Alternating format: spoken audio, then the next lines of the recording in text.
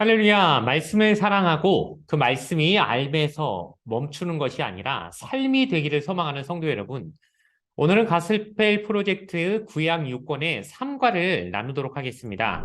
3과의 제목은 손가락으로 벽에 글씨를 쓰신 하나님입니다. 우리는 종종 하나님이 우리에게 미리 경고하시는 사인을 대수롭지 않게 넘길 때가 있습니다. 그러나 그렇게 넘겨버린 경고가 나중에는 무서운 결과가 되어 돌아오게 된다는 것을 오늘 본문은 우리에게 말해줍니다. 바벨론의 벨사살 왕은 자신이 가진 힘을 과신해서 자신의 미래가 안전할 것이라고 장담했지만 이는 착각이었습니다. 결국 세상 나라의 지도자들 역시 그들을 주관하시는 분은 하나님이라는 사실을 우리는 꼭 기억해야 합니다. 이 내용을 통해 우리 역시 하나님의 경고를 민감히 살피고 또 그것을 전혀 모르고 있는 하나님을 믿지 않는 사람들에게도 미리 알려줄 수 있는 영적으로 민감한 사람들이 될 수 있기를 주님의 이름으로 소원합니다. 첫 번째로 살펴볼 세션 포인트는 하나님은 세상이 약속하는 안전을 신뢰하지 말라고 우리에게 경고하신다는 것입니다. 다니엘서 5장 1절부터 9절까지 말씀 중에 5절부터 7절 말씀을 제가 읽어드리겠습니다. 그때 사람의 손가락들이 나타나서 왕궁 촛대 맞은편 석회벽에 글자를 쓰는데 왕이 그 글자 쓰는 손가락을 본지라 이에 왕의 즐기던 얼굴빛이 변하고 그 생각이 번민하여 넓적다리 마디가 녹는 듯하고 그의 무릎이 서로 부딪힌지라 왕이 크게 소리질러 술객과 갈대아 술사와 점쟁이를 불러오게 하고 바벨론의 지혜자들에게 말하되 누구를 막론하고 이 글자를 읽고 그 해석을 내게 보이면 자주색 옷을 입히고 금사슬을 그의 목에 걸어주리니 그를 나라의 셋째 통치자로 삼으리라 하니라. 바벨론의 벨사살 왕은 지금 하나님의 심판이 다가오고 있다는 것도 모른 채 향락에 빠져 하나님을 모독하고 또 조롱하는 범죄를 저지르게 되었습니다. 이처럼 죄는 우리의 영혼을 매우 둔하고 어리석게 만듭니다. 벨사살 왕은 교만하여서 하나님에 대한 두려움도 또 죄에 대한 분별력도 없고 죄악에 무뎌지니까 죄에 더불어 더 큰 죄를 계속 짓게 되는 그런 우를 범하게 되었습니다. 그런데 갑자기 손가락이 하나 나타나서 그 잔치를 벌이고 있는 왕궁 벽에다가 어떤 글자를 쓰게 되었는데 벨사살 왕이 그 글자를 해석해보고자 바벨론의 술객이나 뭐 점쟁이들, 지혜자들을 데려와서 그 문제를 해결해 보고자 하였습니다.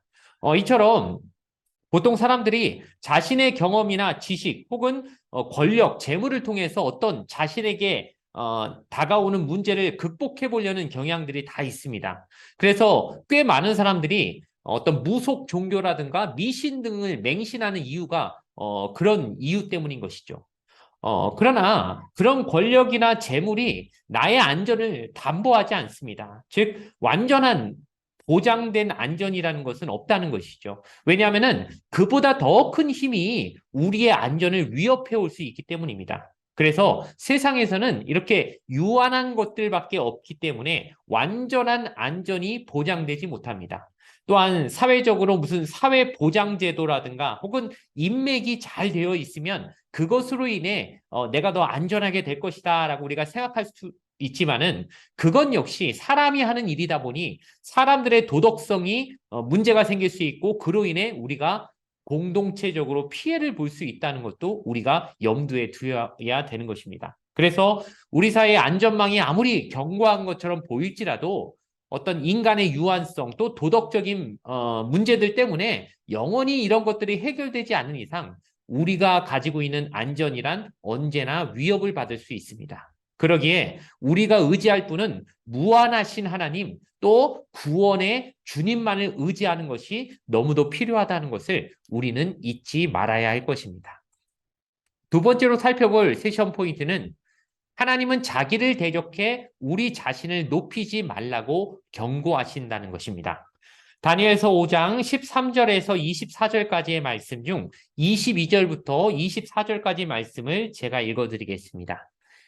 벨사살이여 왕은 그의 아들이 되어서 이것을 다 알고도 아직도 마음을 낮추지 아니하고 도리어 자신을 하늘의 주제보다 높이며 그의 성전 그릇을 왕 앞으로 가져다가 왕과 귀족들과 왕후들과 수궁들이 다 그곳으로 술을 마시고 왕이 또 보지도 듣지도 알지도 못하는 금, 은, 구리, 쇠와 나무, 돌로 만든 신상들을 찬양하고 도리어 왕의 호흡을 주장하시고 왕의 모든 길을 작정하시는 하나님께는 영광을 돌리지 아니하니라.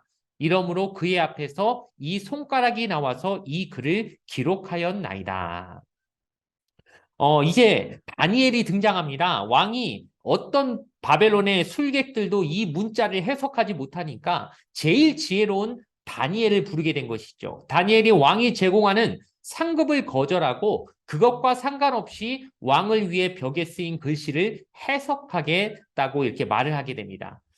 그리고 벨사살 왕에게는 할아버지가 되는 느부갓네살 왕 때 있었던 일을 언급하면서 담대하게 이 글자가 가진 심판의 메시지를 전하게 되었습니다.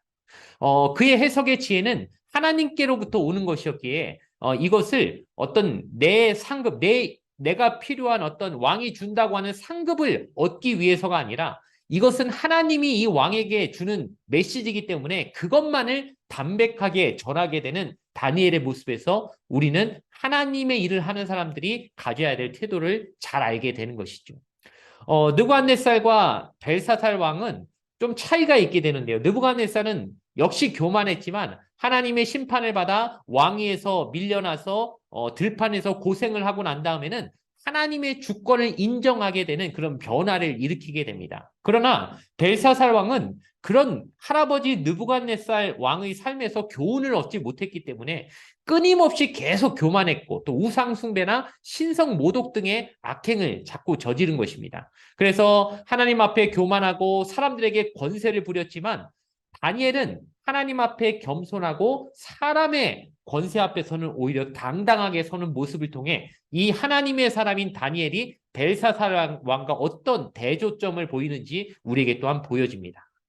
예수님께서는 누구든지 자기를 높이는 자는 낮아지고 자기를 낮추는 자는 높아지리라고 말씀하심을 통하여서 이 하나님이 역사 속에서 사용하신 모든 사람들이 다 스스로 자신을 낮춘 사람들이 하나님의 강함을 드러낼 수 있었다는 것을 우리가 기억하면서 우리 역시 스스로 높이려고 하는 그런 유혹에서부터 담대히 이겨나가야 될 줄로 믿습니다.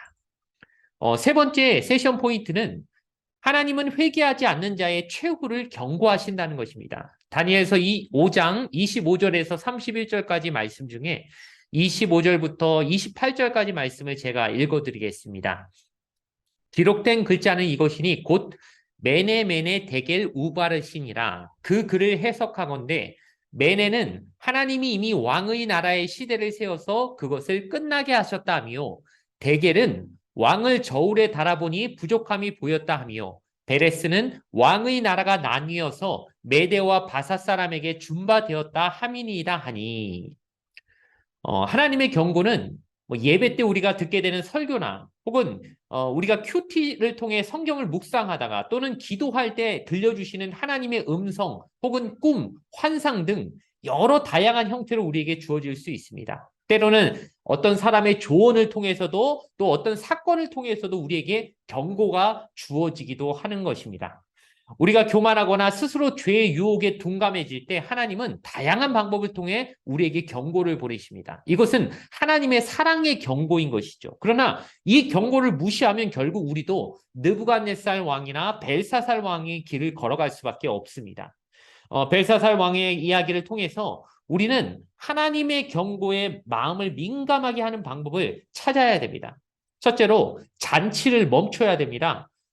그런 잔치를 벌이다가 메대 바사 군대에 의해서 바벨론이 함락당했다는 것을 우리가 기억하면서 세상의 향락이나 어떤 그런 유혹, 어떤 그 방탕함에 취해 있으면은 방심하게 되고 이로써 하나님의 경고를 듣지 못하게 된다는 것을 우리는 주의해야 된다는 것이죠. 둘째로 술객과 같이 세상이 주는 지혜를 의지해서는 안 된다는 것입니다. 벨사살은 당시의 최고 지혜자인 다니엘을 알아보지 못하고 또 다니엘이 하나님의 경고를 해석해 주었어도 그것을 수용하지 않았습니다.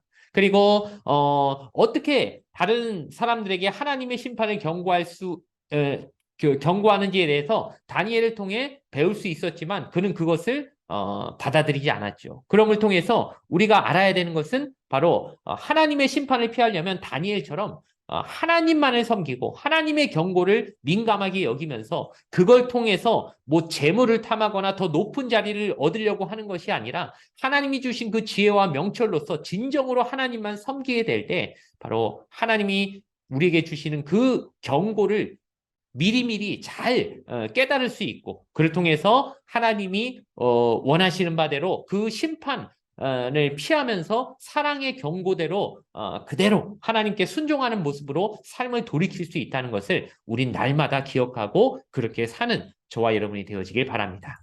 말씀의 결론을 내리면요, 다니엘이 세상 권세자들과 당당히 맞설 수 있었던 이유는 거룩한 하나님의 영이 그 안에 계셨기 때문입니다. 예수님처럼 다니엘처럼 성령님과 강력한 연합을 가진 사람들은 그 삶 가운데 흠잡을 수 없는 삶을 살 수 있는 능력이 생기게 됨을 믿습니다. 그러므로 우리가 날마다 내 안에 나의 영적 상태를 민감히 살피면서 하나님이 우리에게 주시는 사인을 그때그때 민감하게 알아챌 수 있도록 늘 영혼의 상태를 끊임없이 체크하게 되는 우리의 모습이 되어지길 바랍니다. 이제 하나님의 계획으로서의 우리의 사명을 한번 나눠보고 마치려고 합니다. 하나님은 우리에게 주님의 경고에 귀를 기울이고 회개함으로 스스로를 낮추며 다른 사람들에게도 그 심판을 경고하라고 말씀하십니다. 이를 위해서는 우리가 세 가지 정도의 사명을 마음속으로 다짐해야 될 줄로 믿습니다. 첫 번째는 세상이 주는 안전에 만족하지 않으려고 해야 됩니다. 세상은 우리의 안전을 결코 보장할 수 없습니다. 또한 두 번째로 예수님을 닮은 겸손한 모습이 되도록 나의 자랑을 버려야 된다는 것이죠. 교만하면 하나님이 쓰실 수가 없습니다. 겸손한 사람을 하나님이 쓰신다는 것을 우리는 늘 잊지 말아야 됩니다. 마지막으로 하나님의 심판에 맞서려는 시도를 멈춰야 됩니다. 내가 자꾸 나의 어떤 계획으로 하나님과 맞서려고 해봐야 그것이 성공할 수 없습니다. 하나님이 세우신 계획이 있다면 그 계획을 미리 깨달아 순종하는 방식으로 그 위기를, 난관을 돌파하려고 해야지 내 고집으로 그것과 맞부딪혀서 어떻게든 문제를 해결해 보려고 하면은 오히려 더 큰 상처를 받게 되고 더 큰 어려움에 빠지게 된다는 것을 기억하고 하나님의 심판에 맞서지 말고 하나님의 경고를 민감히 받아들여서 나의 삶을 돌이키는 방식으로 살아갈 수 있도록 그렇게 하나님만 바라보는 여러분 되기를 주님의 이름으로 부탁을 드리겠습니다. 이제 구약공과 가스펠 프로젝트 구약 6권의 3과를 모두 마치도록 하겠습니다. 시청해 주셔서 매우 감사합니다.